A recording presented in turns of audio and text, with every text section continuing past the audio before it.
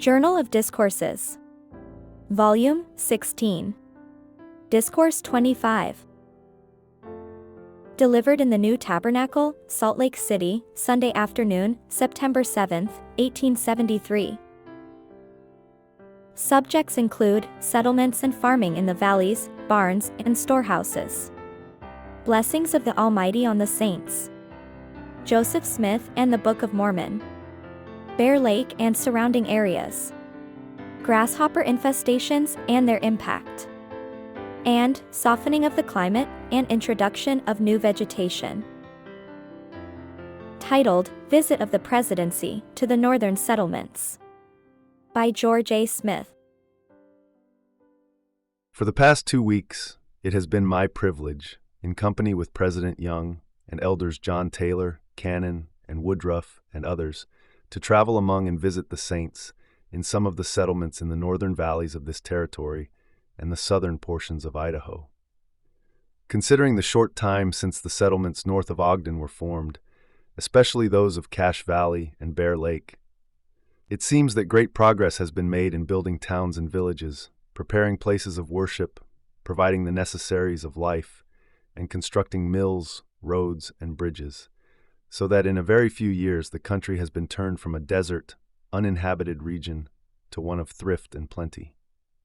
While at Logan, a 2-day meeting was held on Saturday and Sunday 2 weeks ago today. The people of the valley were in the midst of a very abundant harvest, and their grain had so ripened that the harvest came upon them all at once. Yet the attendance at our meetings was very large, larger, in fact, than it had ever been my pleasure to witness in that place before. The Spirit of the Almighty seemed to be striving with the people, and though they were pressed with the labors of an abundant harvest, they were on hand, alive and awake, to attend meetings and to perform their duties.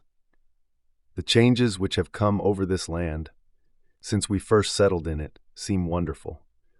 The first visitors to Cache Valley pronounced it too cold a country for the cultivation of grain. Frost occurred almost every week during the summer, and the winters were very severe.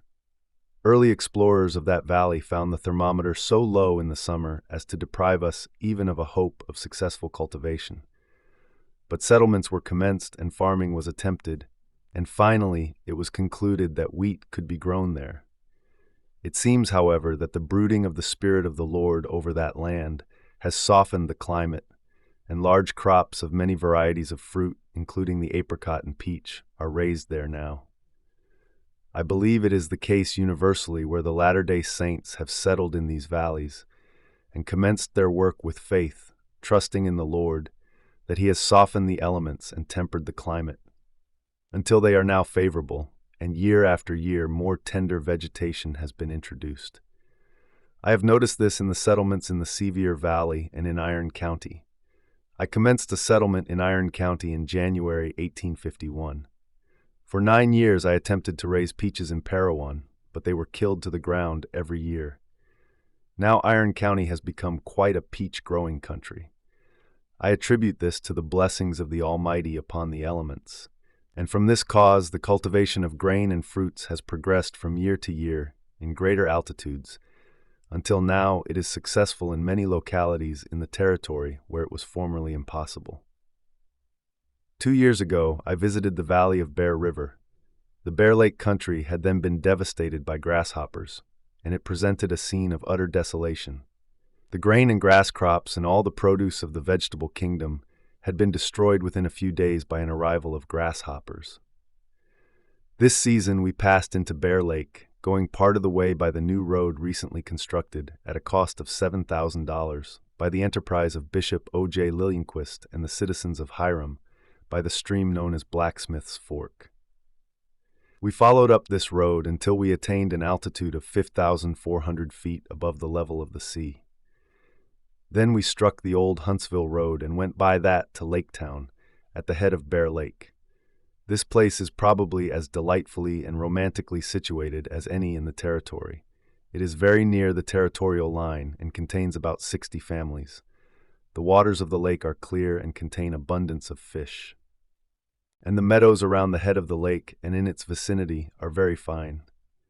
The summits of the mountains are well covered with timber, which is not very difficult of access. We had 2 meetings at that place and found the people enjoying themselves well.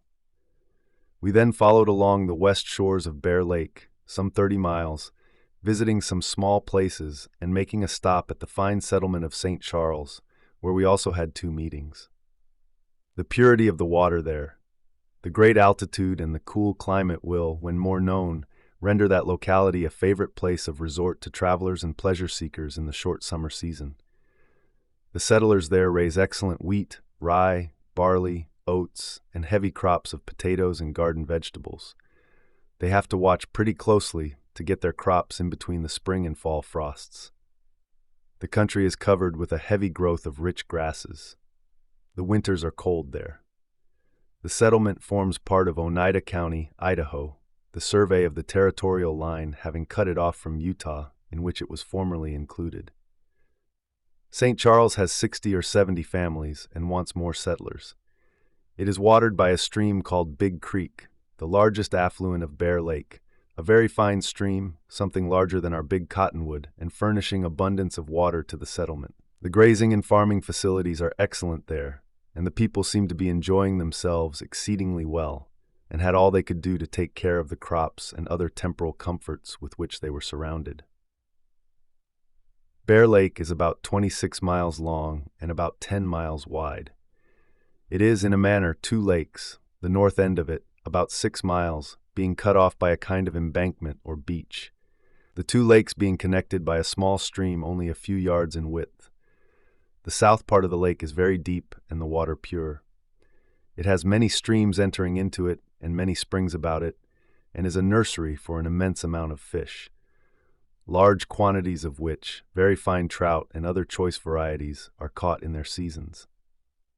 The stream which leads out of Bear Lake, I think, is 9 or 10 miles long to where it empties into Bear River. The lake has generally been called Bear River Lake, from the supposition that Bear River ran through it, but this is not the case. In this respect, Bear Lake is unlike the Sea of Galilee and the River Jordan. The Jordan runs into one end of the Sea of Galilee and out at the other, passing right through it, but Bear Lake is at the head of a short stream which empties into Bear River. Along this stream and along Bear River is a large tract of fine grazing country, excellent meadowland, which our people are turning to good account. There is a very fine town called Bloomington, on twin creeks containing probably 100 families, and about 2.5 miles from Bloomington in the principal town in the valley, called Paris. At Paris we held 3 days' meetings in a shade or grove which had been prepared for that purpose. A large congregation assembled there and gave strict attention, and we enjoyed ourselves exceedingly well, all seeming very glad to see us. After spending these 3 days at Paris, we visited some of the neighboring settlements.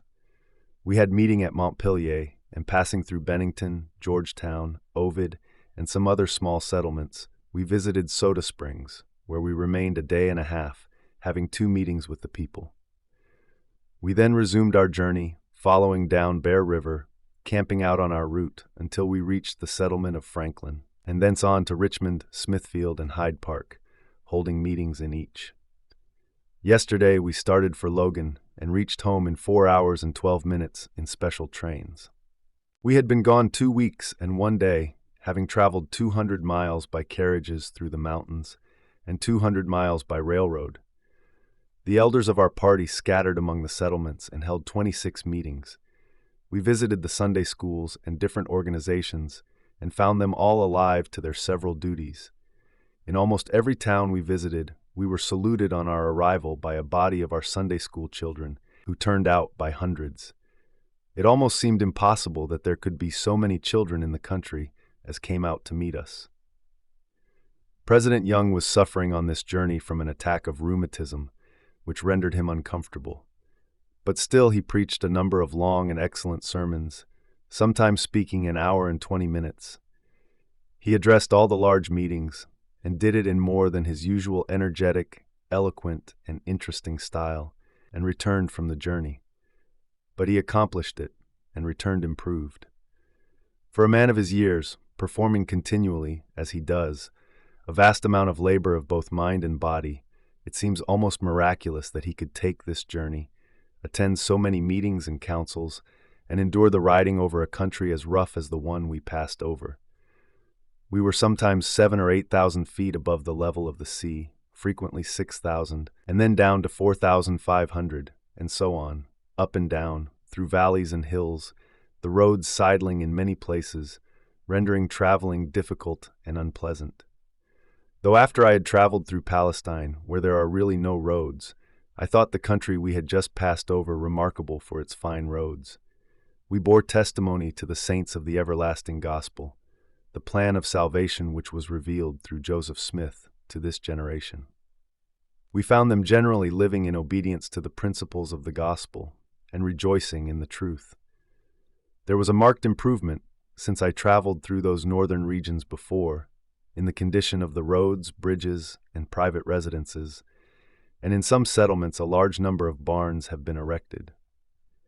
It seems, in the making of the settlements in these valleys, that it has been a difficult matter for the farmers to provide themselves with sufficient barns and storehouses. They are wanting almost everywhere.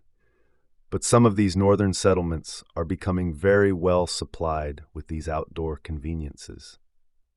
I am pleased to have the privilege of meeting with you again. I wish to bear my testimony to the interesting discourse which has been delivered to you this afternoon by Elder John Taylor, and I pray that the blessing of the Almighty may be upon us all. I feel that His blessing is over all the valleys where the saints dwell, and inasmuch as they will abide in their holy faith, the faith of the holy gospel, live in accordance with the principles of truth and the law which God has revealed for their salvation, the Lord will be their protector. From the time that Joseph Smith took the plates of Mormon from the hill Cumorah to the present moment, the enemy of all righteousness has been howling and exercising every means in his power to destroy those who believe in the Book of Mormon and who are willing to follow the instructions and counsels which God has given for the upbuilding of His kingdom in the last days. But they who have been humble and have walked in accordance with their professions have been upheld and protected, and the blessing of the Almighty has been continually upon them. I pray the Lord that His blessings may rest upon you, and that you may rejoice therein, that we may all be able to walk humbly before Him, keep His commandments, have power to overcome, and with the faithful be prepared to dwell in His kingdom through Jesus our Redeemer. Amen. You were just listening to remarks by President George A. Smith. Delivered in the New Tabernacle, Salt Lake City, Sunday afternoon, September 7, 1873.